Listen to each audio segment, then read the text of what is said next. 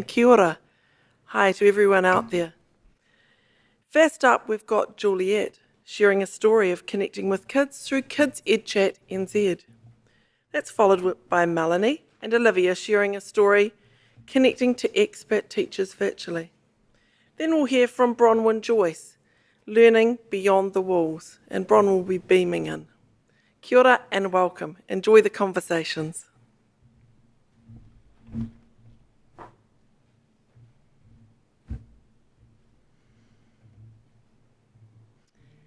Thank you, Anne. Ngā mihi mahana kia koutou. My name's Juliet Revel and I'm a Year 2 teacher at Mahora School in Hastings. I've been involved with Kids EdChat NZ for about 4 years now, and was just discussing with Danielle the other day actually that obviously it evolved after EdChat NZ started with EdChat NZ started its teacher chat, and we shortly followed afterwards with the children's version. So time has gone very quickly, and it's still in an exciting phase, and great to be able to share and let people know about the benefits that you can and all this fun that you can have with the kids in your classroom. So, of course, the big why to start, I think we've just heard Eric Mazur give us a brilliant segue into the power of connecting your students and really providing that authentic experience for them to share and collaborate together on any given topic. I wonder if Eric knows that we have our kids collaborating at, from 5 years old in New Zealand using Twitter. It's just been, I think it's a wonderful way for them to begin to use social media to give their ideas a voice. I just remembered I didn't put my timer on, so I better have a think about that. So really, it's so powerful because it involves all of the New Zealand key competencies. Kids, when they get together, they are responding to a set of questions that we write for them, and so each week there's a different topic of interest. We hope to a wide section of primary school kids. And so you can pair them up or get them to answer their questions. Wonderful literacy involved in that, obviously, answering those questions, researching them, working with a buddy often is the way that I work it in my classroom, and often using the Tuakana model as well. You can just really see it when you see them all together and helping each other and discussing their ideas and agreeing and disagreeing with each other.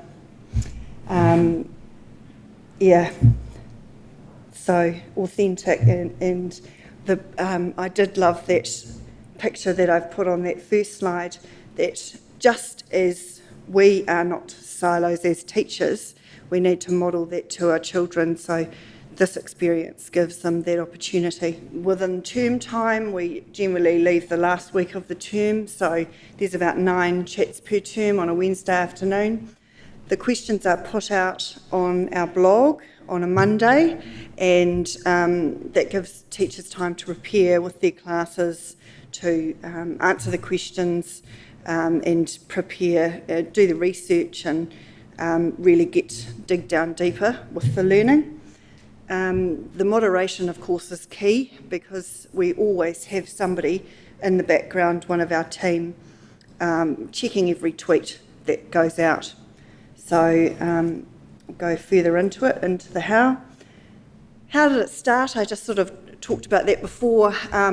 Really, after the advent of EdChat NZ, Danielle and Luke Dyer and a few people were talking online, Pascal Dress and Stephen Baker, and Amy Macaulay was key with that too. And they were just chatting with each other online and said, well, actually, why can't we do this with our kids? And so they did, and they started by organising themselves with the class Twitter accounts, and it just went from there, and they put forward, got a blog up and running and went from there. So that article is actually on the slides there, and the bit.ly is there at the beginning of the presentation if you want to go back and have a look at that. And it seems that back in 2013 now, it won the best use of social media in Interface Awards. So our main tools, obviously, for a Twitter chat are Twitter and TweetDeck, which is now owned by Twitter, but was a brilliant application that allows you to organise your groups and hashtags in columns. So it means that we can monitor the whole chat, and also, like, I have one for my Mahora classes, and then I can monitor other classes just by grouping them. The great thing about it is that we don't actually use a hashtag to run the chat. We have a list, which means that if you subscribe to the list with your class account, you can then see all the other classes that are on that account, and we just have them rolling down that column on the TweetDeck. So it's really important when you're setting up your class account on Twitter to have your teacher handle on there, so that should anything awry slip through, we can quickly contact you and let you know, hey, somebody in your class has just posted something inappropriate, and we can pick that up very, very quickly. So just to give you an idea of our topics, we've had topics on digital citizenship, teamwork, lots of sort of self-esteem, innovation and enterprise topics. We often use Flip Learning, so we'll have a little video from Kid President or something like that will be talking about different values and just provoke a response from the children and get that discourse going so that they can really get some thinking going about their answers to their questions. Things like, what does it mean to be an entrepreneur, Minecraft, gamification. Ideally, we love it too when we actually have classes write the questions. So that is, the wonderful thing that we can involve these classes in yet another way. Some of our regulars, if you may. So how do I get started? A lot of this is actually recorded on YouTube and on our blog. So have a good look on there for some information. You really just need to create a class Twitter account and it's really great if you can include some information obviously about where you are and the age of your learners, so that other learners can connect with you. Particularly, I teach Year 2, so we're always sort of looking out for other Year 2 classes, and we know, the age of the children that we're responding to and making connections with, because ideally we're also replying to each other's tweets and asking more about that.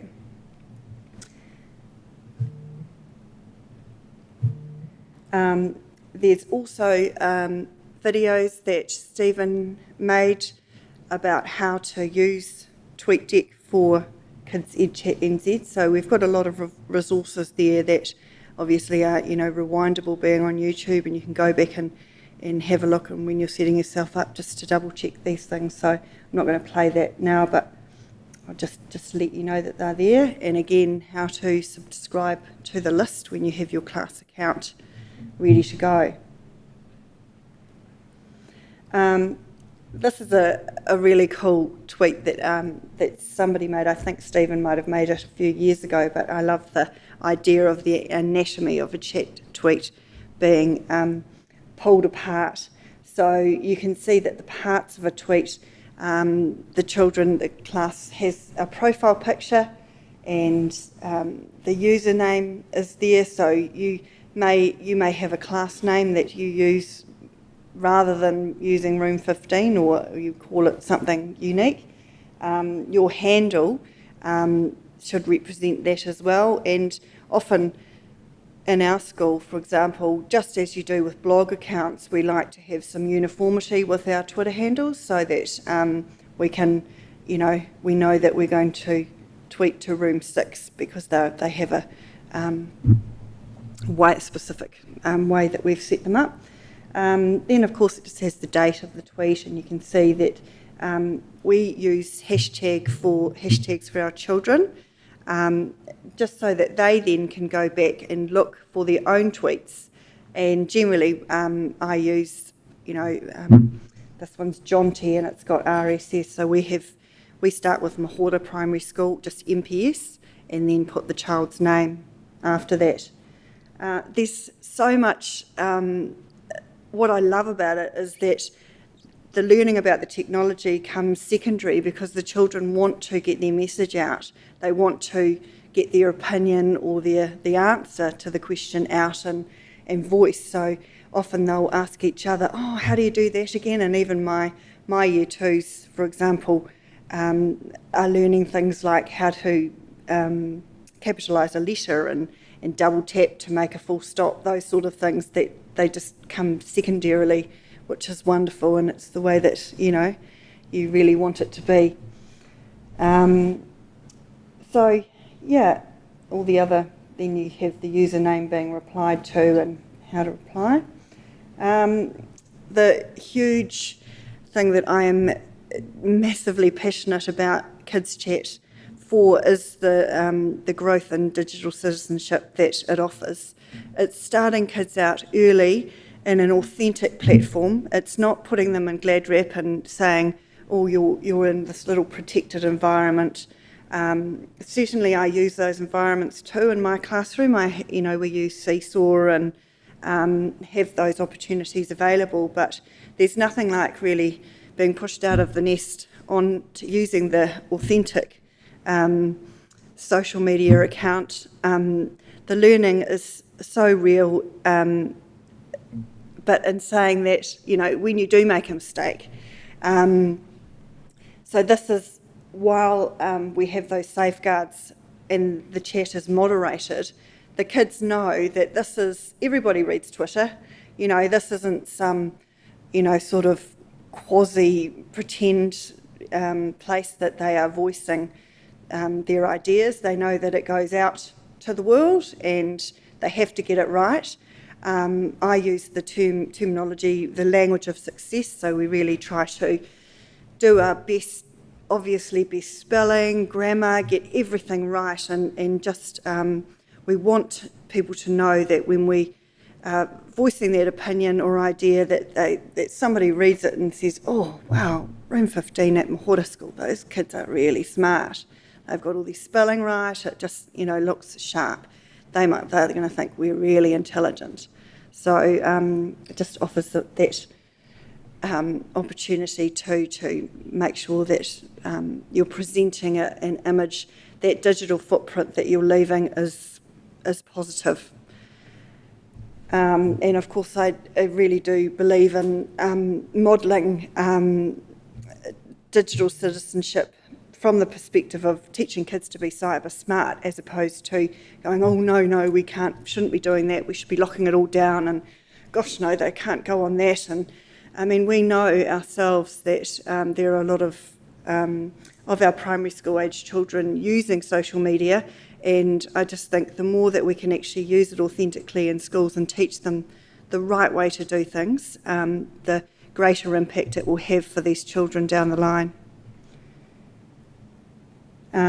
This is a little clip of my boys with tuakana taina, and it is very short, so I'll just see if I can play it through. 23 seconds. Oh, but of course I didn't have the sound plugged in. You can see that so often we use tuakana taina with to different classrooms, which just allows the older tuakana who have more experience just often with the devices and their literacy and spelling, and they can help my little people. And it's just, watching it in action is definitely warms the heart. It's a lovely, authentic way to get them completing that learning. And again, there's just a little clip there about which shows some of our student voice. We used to compile tweets and capture them just to show what the children have a tweet of the week as an incentive, which we are hoping to get back into. And if you have any questions about it, please just get in contact with me. My details are on the document, so I'm more than happy to share and would love to encourage you to take part. So thank you.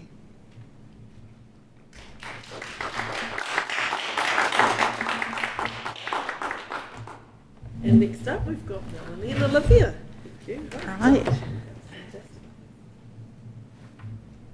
So I'm Melanie Matthews and this is Olivia Graham, and this is our story about connecting our learners to online teachers. Can we go to the next slide? So this was a Ministry of Education grassroots project we did, and it was about our learners connecting to expert teachers virtually.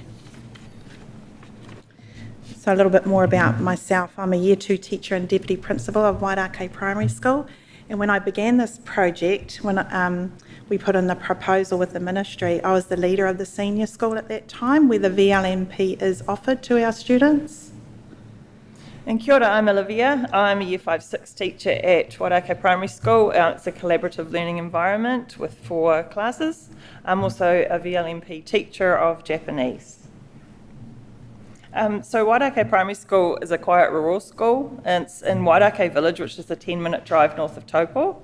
We've got about 330 pupils.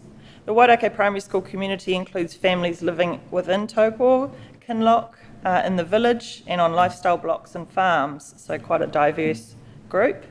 We are new entrants to Year 6, and so we're a co-educational, state-funded, contributing primary school. So the Virtual Learning Network Primary is an initiative which aims to extend learning opportunities for our students by enabling online collaborations between schools. And our identity as a rural school means the VLMP suits our special character. So our Year 6 students have been able to choose from a variety of online subjects, and these subjects range from science to languages, te reo Māori, astronomy, all sorts, over the past 3 years. We've got a specialised VLMP learning space, and we have 8 Chromebooks and headsets for them to use. So the students take part in one 30-minute lesson every week. There may be students from other schools throughout New Zealand in their class, and their teacher is often located elsewhere in the country, and we use a video conferencing software called Zoom to do that. Yeah, so that's how we currently do it, but through our research we have changed how we're going to do it next year. So this research project is part of the Grassroots Ideas Initiative. So it helps schools around New Zealand to better understand how digital technologies can enhance teaching and learning, and it gathers real-world information from teachers who are innovating with technology in the classroom. So it's been great to do the Grassroots project. Unfortunately, it's not, no further funding is available for it, but something similar is the Teacher-Led Innovation Fund through the Ministry of Education website, so you can check that out. So when we originally put the project proposal in, I was the current leader in the senior school where the VLMP is offered to our students. And at the same time, there's talk about in our profession and with the media about the communities of online learning. So it was timely for us to review the VLMP and how it would fit with our learners community and our strategic direction. I'll just explain. The VLMP is a Virtual Learning Network Primary School, and it has a board of trustees, it has an e-principal, it has a lot of teachers from around our country in it. So as part of our research, what we wanted to know was how does the VLMP support and develop our learners' engagement and their learning outcomes within our ILE, our innovative learning environment. I'm not very good at this, am I? So how we started, we chose 6 students, and the reason we only chose 6 is we had a very short amount of time to do this. And these were our priority learners or special needs with a range of abilities and within a range of VLMP classes. The focus group of 6 students were interviewed on 2 separate occasions. Our community were also sent a survey on 2 separate occasions, and our teachers in the Year 5-6 learning community were also surveyed. So we got their voice so we could have a little have a look at what they were thinking and what they were saying about the virtual learning network. So some things we asked our community, we just asked them what they know and understand about their child self-directing their own learning, what their views on that are, and any changes they would like to see to that. For the teachers, we wanted to know how it impacted on their classroom and what any changes they had noticed within their priority learners in regarding to VLMP. For our students, we asked them, what is it like for you to join your classroom? What are your problems, bumps, and interesting thoughts around how the VLMP helps your learning goals? And if you were telling your best friend about the VLMP, what would you tell them? And what is the same and what is different learning at the VLMP compared to your own classroom workshops? And I think we got a lot of good findings about asking about the best friend. What would you tell your best friend? That's where we got some really good information. So we noticed 3 key themes in our analysis: lifelong learners in a connected world, student agency and personalisation of learning for learners, and digital citizenship and safety online. Yeah. So what we found out about our lifelong learners in a connected world, the VLMP classes offer something unique, different and fun within the school. And this is what our students were telling us. Some students enjoy learning with other teachers and learners and some do not. Students are aware that they are living in a connected world, and some students enjoy taking their learning further with follow-up tasks. A lack of community knowledge and understanding what the VLMP is and does for their student, and that was something we really acknowledged and know we need to change. And the students needed to know when to listen, how to share, and how to be heard. With regard to student agency and personalisation, we found that the students show varying levels of ability when managing themselves. The students struggle with the concept of personal learning goals, and they were unsure as to how those goals connected to VLN. VLN is seen by students and teachers as very separate to normal class learning, and that was a key point for us, wasn't it? Yeah, that created a lot of discussion between us.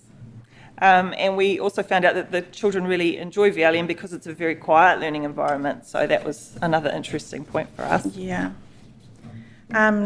Digital citizenship, safety online. The students need to be capable of managing the technology, and the students can find it challenging to use ICT to relate to others in a positive, meaningful way.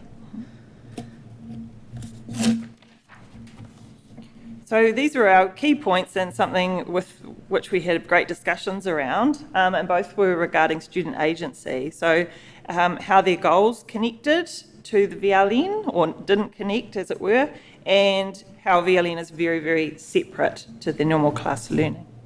Yeah. So what the implications for our school and beyond? So we need to think about developing connected pathways through our key competencies alongside our traditional goal setting, so our children are seeing the connection between the virtual learning primary and their own classroom, as well as the teachers. And this was something we noticed as well about the actual setting of VLN. We have a separate room that we used, and we thought perhaps that wasn't the best way to go next year. We're going to trial it differently and have it within the classroom setting so that they're more aligned with each other and it's not so exclusive, I suppose. Yeah. And again, the importance of the homeschool partnership, we really fell down on that one with our community, and we are definitely going to step up on that with them. Also, next year, to make it more sustainable, we would like to actually take Year 5s and 6s into the virtual learning network primary. So the following year, we have some experts follow along with them who can help us at the start of the year. We noticed at the start of the year it's a lot of work for us, and making sure they're getting online where they need to be. So we wanted to have some real student experts in our school to make that sustainable. Because we're both classroom teachers, we didn't have the ability to constantly be going and checking the room, and if they were having technical issues, we thought that's something we could have student experts to help with. So that's a new thinking for us. Yeah. And the other thing we've been already talking to the e-principal, Rachel Wally, in the Virtual Learning Network Primary, is how we can examine how relationships are formed within the virtual setting and how to support these relationships. We had 2 students who in a normal classroom, one will go and sit in the corner, be on his own all the time, and he'll work in that way. Yet in the virtual setting, he's really alive, he's talking, he's connecting, he's sharing with his classroom, and he loves his little classroom. And then there's another student who's very confident in her class, yet she's very reluctant in her virtual classroom. So we need to work together and find out how we can examine those relationships and develop those.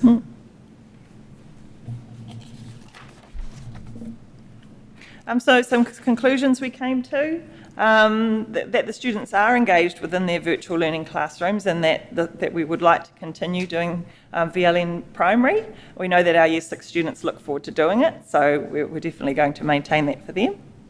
Yeah. Our research highlighted that disconnection between the physical classroom and the virtual classroom, and we want to take steps to align those educational pathways.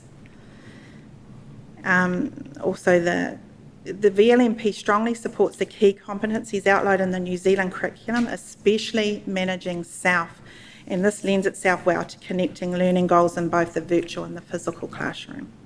VLNP gives our students opportunities they may not have had otherwise. VLNP is designed for rural classrooms, rural schools, so that gives us a lot of opportunities that we may not have been able to offer before.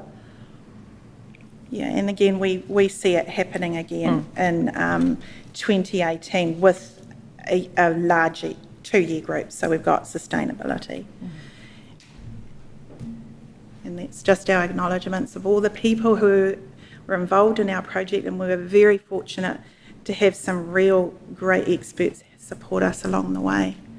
Yeah, so thank you. Thank you. Completely different. Our presenter is beaming in. Now, she was coming in at this time, and unfortunately she's now at school camp. So we've got a little oxymoron, a pre-recorded live streaming. So we'll bring that to you really soon. But first, I'd just like to acknowledge Melanie. Thank you so much. Powerful story. And Olivia. Thank you. Thank you. And Juliet. My name's Bronwyn Joyce. I'm currently a grade 3-4 teacher in Australia, and I'm also the founder of our global classroom. Today, I'm honoured to be here with you in spirit at uLearn 17. My grade 3-4s are heading off on school camp today. So, and as the leader of the staff in our school in the 3-4 area, I'm heading off to camp with them. So unfortunately, I can't be there with you in person, but I'm really excited to share with you about learning beyond the walls and how you can use technology to globalise your classrooms and, most importantly, innovate curriculum in your classrooms.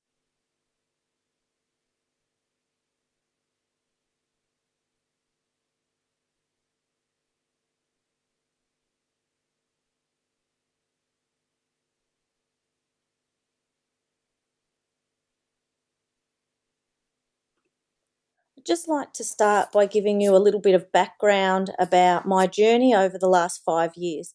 So basically, over the last 5 years, I've travelled to many countries around the world. My journey started in China, where I was given the opportunity to go into classrooms and work with a Chinese school on how to connect their classrooms through global projects. And so I was able to work with the Chinese teachers, even with language barriers, on how to get their students asking questions using technology, which was something that was really new to Chinese classrooms, which are so very traditional, but we started with wiki spaces, and we got the students connecting globally with my classroom. We would actually Skype every day just for 15 minutes to check in on how our project was going, and that went on for 6 months of that hard work, and it was probably one of the most successful programs I've been involved with. Beyond that, I was given the opportunity to present in Qatar in the Middle East, where I ran workshops and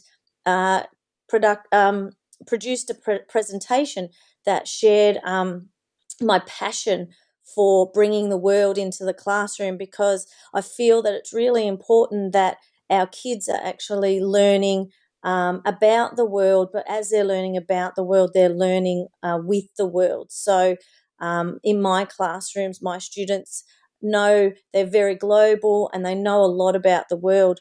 From Qatar, I then went into India and spent 2 weeks working and workshopping with teachers in India at a private school in India, again working with that need for them to want to globalise and connect their schools beyond India.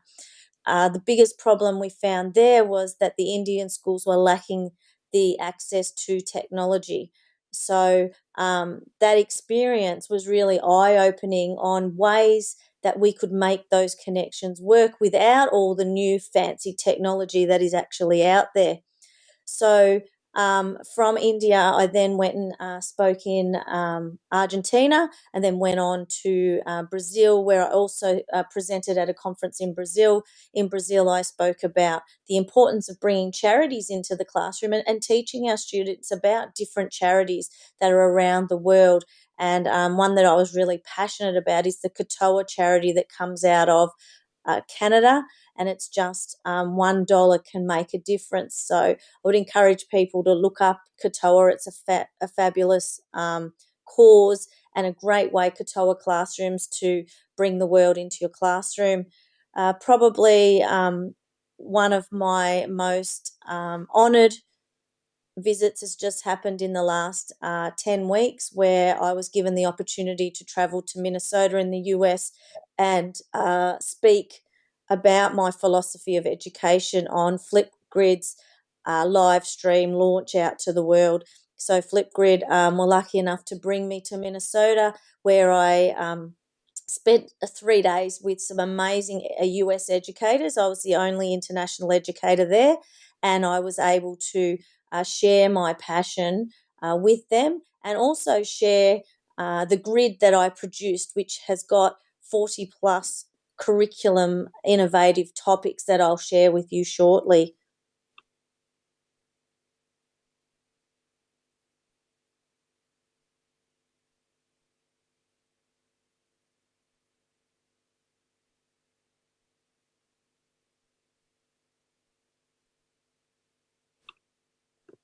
Okay, so the concern or the problem that I have with education at the moment in the world is that we have educators who are not preparing students to be future ready. The learning is rarely connected to the real world, and students are lacking knowledge about the world around them and the opportunities available for their future. I am really passionate about, as educators, us preparing, doesn't matter what age our students are, but preparing them to be future ready. And future ready means to know what is going on out there in the world, to know what is happening, what opportunities are there for them. You know, today in my classroom, we spoke about, briefly, what are their dreams? What do they want to be when they grow up? And then they spoke about the importance of education and the fact that they need to stay in school to until year 12 to reach some of those dreams and goals. And these kids are only in grade 3, 4, but we need to keep providing those opportunities for students to be knowing about what's happening out there in the world, so that they're not left behind, that they're not closed in.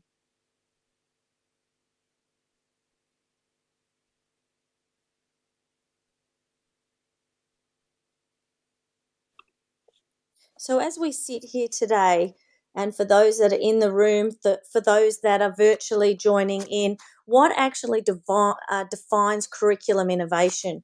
And really, as educators, we must be continually refreshing our classroom practices.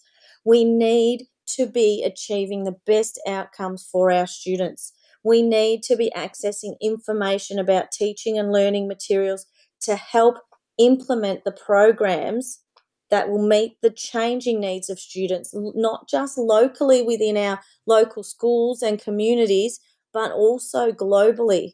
And I think that's really important, that we can't be sitting and resting on our laurels on old-fashioned traditional education. We need to be looking at what's going on with kids. We need to know that kids have phones these days. We need to be finding out the best ways to use those phones in the classroom instead of using the negative of taking them away.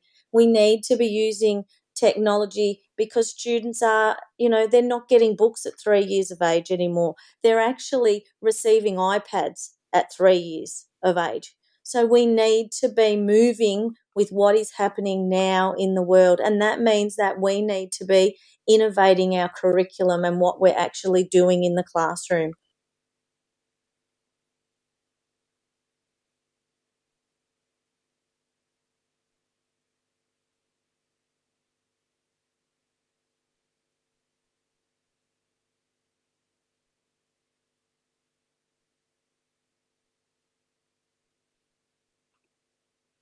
Okay, over the next couple of slides, I want to do something really exciting with you. And it's something that's called Look to Learn. It's like my innovative curriculum baby. So next to my love for Flipgrid, the way I innovate the curriculum in my classroom is via Look to Learn tasks. And Look to Learn tasks are when we take visual digital prompts and we place with them the actual prompts, questions, wonderings that we want the children to tackle based on those digital media that we're presenting before them. So basically, Look to Learn is about prompting critical and creative thinking through rich digital media. And you can actually see the background in that and research that through Tom March.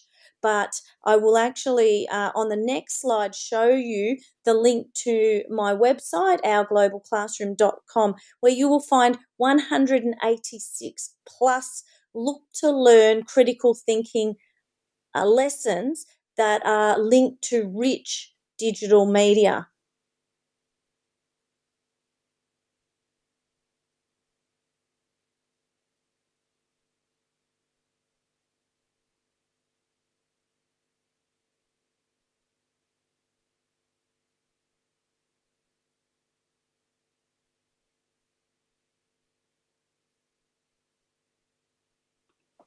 The following prompts that you can see on your screen now before you are Look to Learn prompts. So basically, they're the type of critical thinking prompts that you can actually place onto a digital media or with a digital media of some kind and push your students to be thinking. I believe that nearly every day, whether it just be through oral communication from a short image and a few questions in the morning to finishing off the day to an actual writing session or a reading session, that each day the kids should be thinking critically in some way with the learning that they're doing. And like I said, sometimes it may be just a 5-minute catch up at the start of the day. Hey, here's an image or here's a video we're going to watch.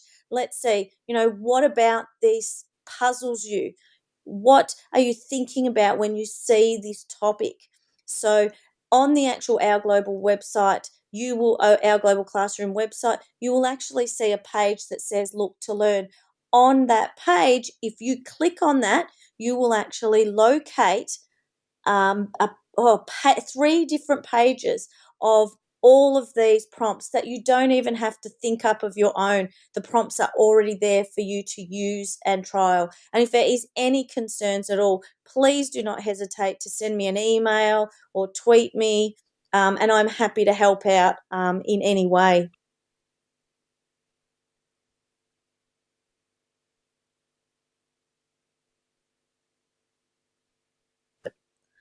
Okay, So here I would like to share an amazing resource with you. And this man is Joel Bergner, and he's an American artist that travels around the world working with some of the most poverty-stricken people in the world. He goes into the refugee camp that is Camp Zaatari in Jordan. He's joined a Palestinian and Israeli children together, crossing the border to create a joint mural, something that had never been done in the world before. He goes into the Bronx in the US. He's been into the favelas of Brazil.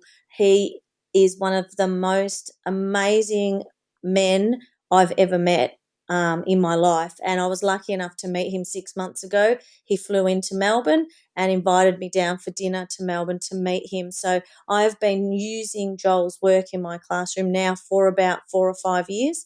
And Joel has even Skyped into the classroom to speak to my children. Get on his website, look at his work, and really find ways to use it in your classroom, because he is a dynamic man with stories that will warm your heart, but also almost bring you to tears with the change in communities his artwork has brought about.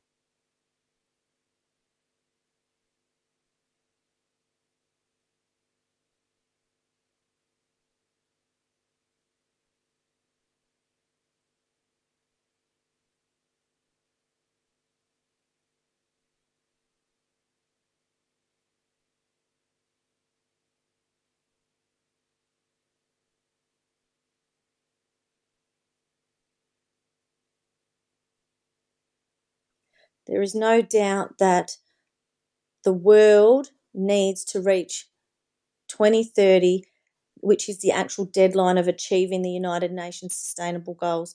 I believe every student should know about these goals, and we all should be aiming to achieve these goals by 2030. Every teacher should be integrating these sustainable goals into their classrooms. Over the next 4 to 5 slides, I'm not going to talk on those slides, but we'll just run through those slides where there is a website that you can go into, World's Largest Lesson, where there is some fabulous lessons that will help be learning beyond the walls and get students learning with the world. There is the Smurfs, the website with the Smurfs, where your kids can take a quiz and they can learn all about the United Goals, having fun with the Smurfs. So I really encourage you to get on and have a look at the Smurfs and the website that the World's Largest Lesson and UNICEF have all put out together. And also then I've put 3 templates there for you that you will be able to use or find on the World's Largest Lesson, where your students can actually create their own global goals. And you'll see from one of the slides there some of the results that have actually come out of my classroom and what kids in my classroom want for their vision for 2030 and what they believe the goals should be. So please print out the 17 goals, hang them up in your classroom, put Velcro on the back of them, get the kids to pull them down, talk about them. They are an amazing resource for you to be taking learning beyond the walls of your classroom.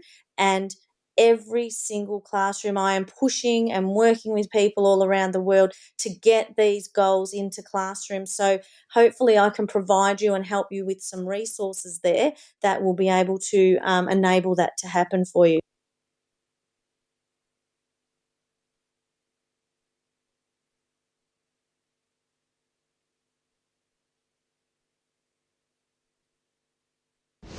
Imagine you're traveling in space. You're looking for intelligent life. You've been traveling for a while because space is very, spacious. And then you see it. Earth. A tiny island in space. A little speck of water, rock and soil, with a thin veil of air that we can breathe. There might be life out there in space, but here on Earth, it's everywhere. If you think about it, we all need the same basic things. Fresh water, clean air, and healthy food. The good news is that Earth has enough of those for all of us. The bad news is that we've got a few problems in the way. The first is climate change. The way we're living on Earth now is damaging the very things we need to live. The fuels we burn are choking the atmosphere. We're running out of clean drinking water. And all of this is changing the weather. The second problem is inequality. Some people on Earth have far more than they need, and most people don't have nearly enough. This can lead to poverty, and that's not fair. Millions of people are unable to get medicine that could stop them from getting sick, or cure them if they do. In some places, children complain about having to go to school. In others, millions of children can't go to school at all. Is that fair? Luckily, we have a plan. The United Nations just announced the Global Goals for Sustainable Development. These are 17 goals to protect the planet against climate change and make the world safer, fairer, and more just for everyone. We have to achieve these goals by 2030. The great thing about having a plan is that we can check how we're doing along the way, give ourselves a pat on the back if we do well, and try harder if not. 2030 isn't so long away, so we'll need to encourage each other with lots of ideas. We can start by making these goals famous. There are 17 goals altogether, so lots of different ways in which you can help. What if being a girl or a boy makes no difference to how safe you feel, the friends you have, or the places you could go? What if we found new ways to make water clean and drinkable? What if we could recycle all of our waste? What else do you think we could do? We all live on Earth, and we depend on the Earth to live. We have many different cultures. We only have one planet. If we take care of it, and each other, and share what we produce fairly and sustainably, everything we need is right here. Someday we may find intelligent life on other planets. In the meantime, let's see how intelligent we can make it down here for all of us. At home, on Earth. The same.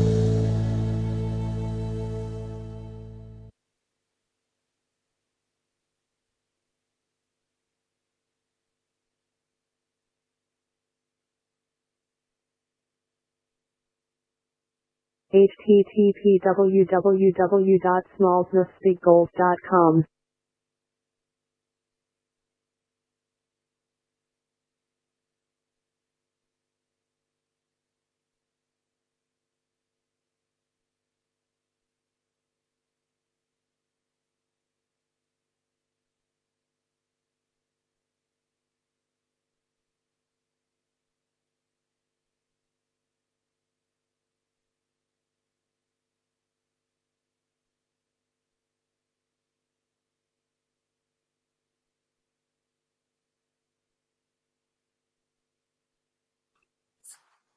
Okay, now that I get to share the really good stuff with you, and that good stuff is Flipgrid. What if I could show you 40 innovative topics that could transform your classroom, amplify your students' voices, make direct links to the curriculum, and globalise your classroom? I can do that for you. The Whatif Flipgrid is one of the most used grids in the world. We now have over 3,000 student voices around the world talking on these different 40 topics, and classroom teachers around the world using it in their classroom as weekly writing topics, as ways for children to share their voice, to create change. We have schools from Ghana, Kenya, who are only using smartphones. Their teachers, they are poverty schools that use smartphones to record their what if topics each week. So this is exciting. It's exciting for the world. It's exciting for New Zealand. And I'm really excited. And I know I've just said that so many times, but it really, for me to see these kids talking, and there's a young girl from New Zealand and her name is Kaya, and she's been on the grid since day one, and she is one of Kerry Thompson's students who I work closely with there in New Zealand. And Kaya, her confidence has gone from barely speaking in the first weeks to now being one of the leaders on the Whatif Flipgrid. So yes, one of your own New Zealand students leads my grid, and every week my students sit there and they watch Kaya's her grid and her response, and they watch her confidence, and she's almost like a hero in my classroom because of the confidence that she shows to share her true self on this grid.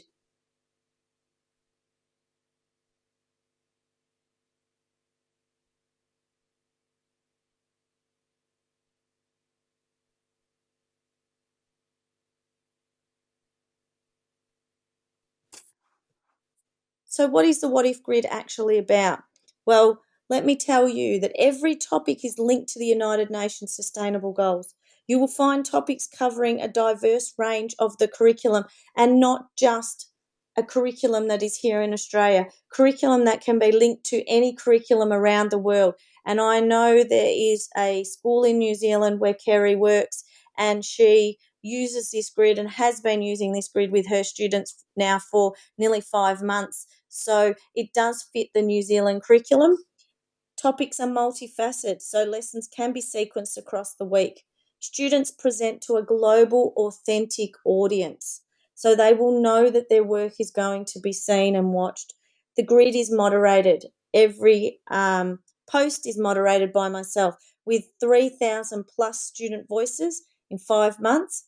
There has not been any inappropriate uploaded video responses, and that is because teachers are teaching digital citizenship in their classrooms. So it is up to us to teach our students how to use systems like and technology like Flipgrid so that they use it appropriately. Then you'll never have the problem of students doing the wrong thing with it.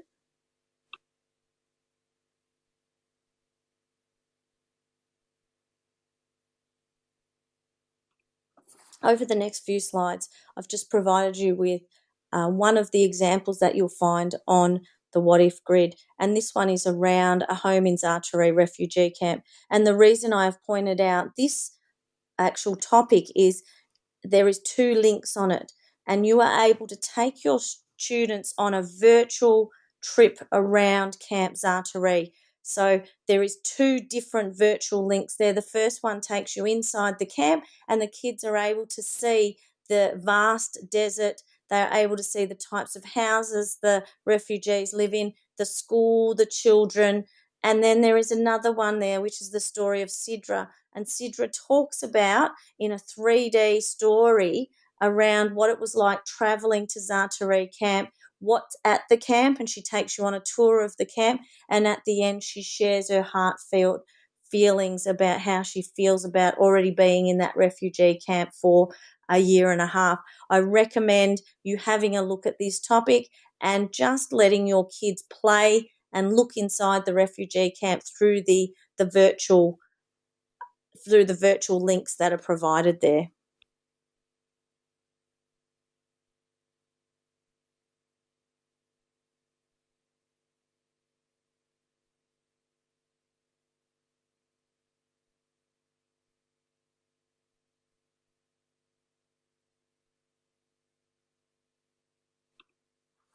So the last few slides to finish off the presentation, and I'm so thankful to be sharing this with you. So this whole presentation has been made through Bunsey, edu.bunsey.com, and I really recommend, I use this every day in my classroom, bunsey.com, for my kids making presentations, for my students.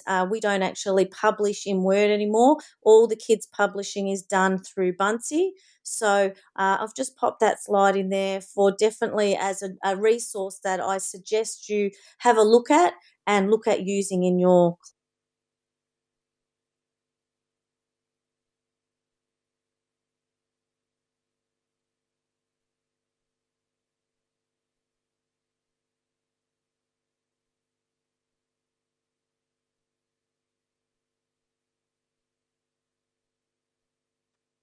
Hi, Bronwyn Joyce signing off now. Hope that you enjoyed the presentation.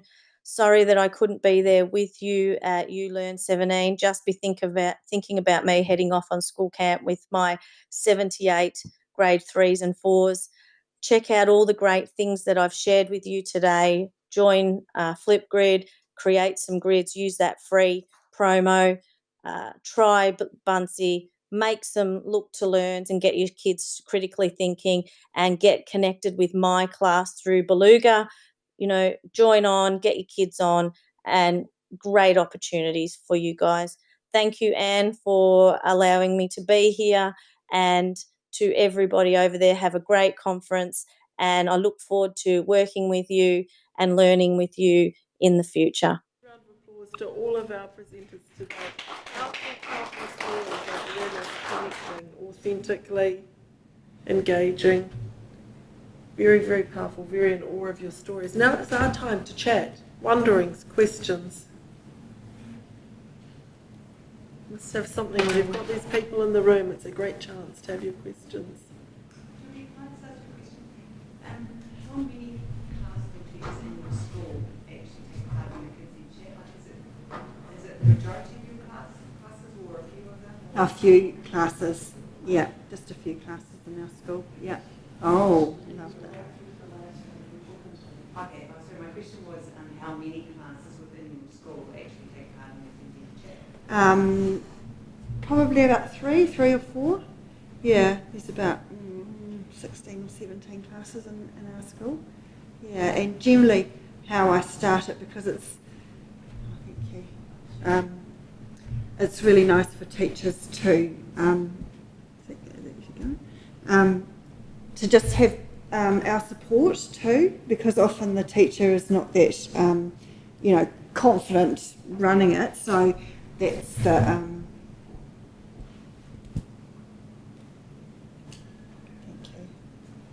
so that's a big reason for the tuakana as well. So yeah, and as they get more confident, then they sort of are able to drop away and take the chat themselves with their own kids. So yeah, hope that helps.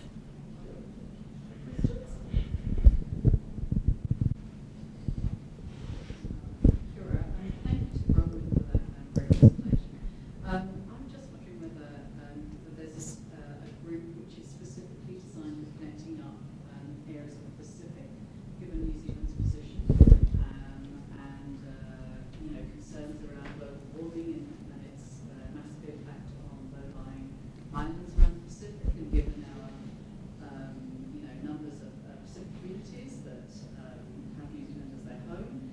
I'm just wondering if does anybody know really of any kind of groups where you can connect up globally with particularly islands in the Pacific region? No, but I would just probably use the Google Educators group as a first point of contact for that, just to, it's really about just starting a discussion. You might want to just find someone on Twitter who has a class, that wants to just put it out there that you're interested in learning more as a class, and if anyone else would like to collaborate on that, then that would be a good way to go. Yeah, to get started. And especially I think when you're getting started with connecting, it's nice to just kind of have one or two buddy classes that you just interact with first, because it's great if you have a personal connection with that teacher as well, because then you don't sort of, people get busy and they you don't feel like you're letting people down when you can't make a commitment or something like that. The Virtual Network Primary have a project called, I'm not sure if that's working, is it? Yeah, the Virtual Learning Network Primary have a project called Over the Back Fence. They may have connections to Pacifica there. I know we are working with, my Year 2s work with students in Auckland, and we're trying to connect to students in India. So that's a possible connection through us. Yeah, I've got some information too I could give you. So a great big round of applause for these wonderful people.